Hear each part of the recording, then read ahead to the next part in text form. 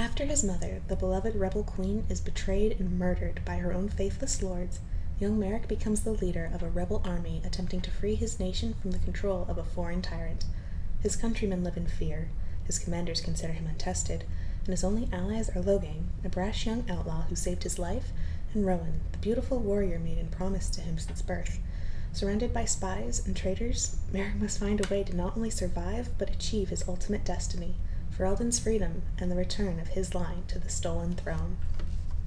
Hey friends, it's me, Steph. It's been a while, and I hope you're all doing really, really well.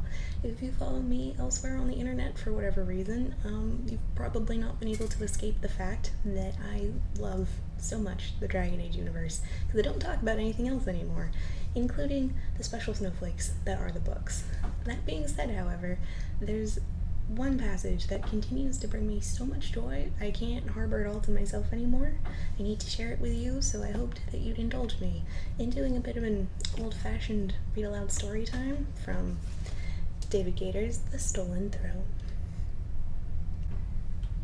Logan retrieved his hand and turned toward Merrick, who was grinning and offering his own hand.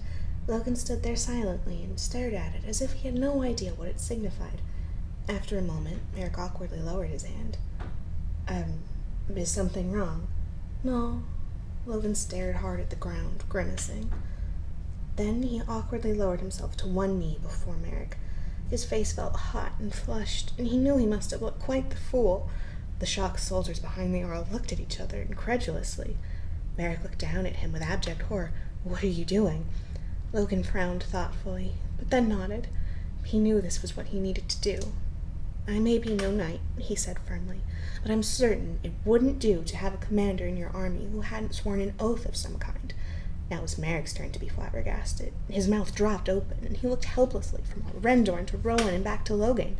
No, I don't need any kind of oath from you, Merrick. You misunderstand. I would never. I know how you feel. Your father was a completely... Merrick! Logan interrupted. "Shut up!" Merrick's mouth snapped shut with an audible click. "If you really want me to stay," Logan began, looking up at Merrick, "then I will. And if you are going to trust me with your army, if you are going to trust me that much, then I'm honored. I may not be highborn, and I have no idea how much my word is worth to you, but you have it. You are my friend and my prince, and I swear to serve you well." Merrick swallowed hard. "Your word means a great deal to me, Logan," he said simply. He seemed deeply touched. Slowly, Logan stood back up. Earl Rendorn nodded at him silently, pride in the old man's eyes. The soldiers behind the Earl saluted. He stood there dumbly in front of them, not sure what to say. Merrick grinned like a fool. "Commander Logain," he said aloud, as if testing out the title. Logan chuckled ruefully. "That does sound strange.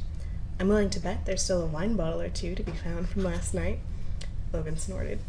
"Full of swill, perhaps. And what better way to celebrate your promotion?" "Will you put on a shirt, at least?" Fine, if you insist," Merrick chuckled, shouldering his staff and hobbling out the door. Logan waited a moment, shaking his head in quiet disbelief. "I am a fool," he thought, and followed Merrick out.